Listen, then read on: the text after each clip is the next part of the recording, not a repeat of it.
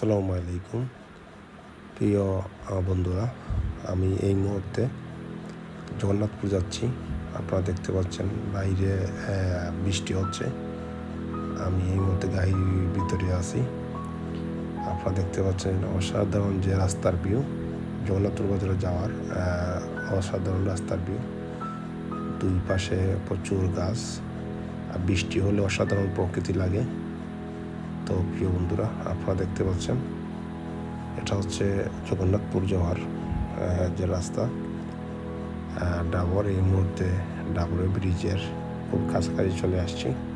তো প্রিয় বন্ধুরা, আপনারা দেখতে পাচ্ছেন সিলেট টু সুনামগঞ্জ রাস্তা থেকে সামনেই হচ্ছে ডাবর ব্রিজ। আমরা ডাবরের বাম দিকে, ডাবর পয়েন্টের বাম দিকে চলে যাব জগন্নাথপুর বাজারে।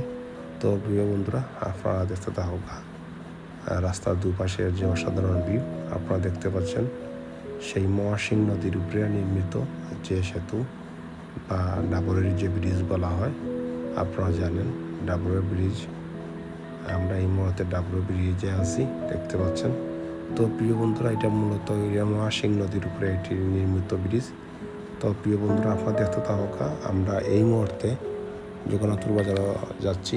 জগন্নাথপুর বাজারে যাওয়ার যে রাস্তা, দুপাশে যে অসাধারণ ভিউ, গাছপালা, প্রকৃতি, সেই অসাধারণ প্রকৃতির মাঝে মন চায় হারিয়ে যেতে।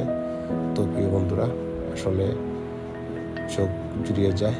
সারিবদ্ধভাবে সময় গাছ দেখা যায়, সড়কের দুপাশে অসাধারণ প্রকৃতির সেই লীলাভূমি হচ্ছে।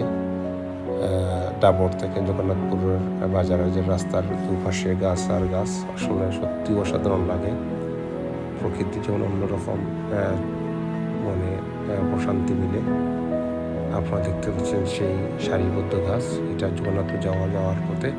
ধন্যবাদ সকলকে। আসসালামু আলাইকুম ওয়া রাহমাতুল্লাহি ওয়া বারাকাতুহু।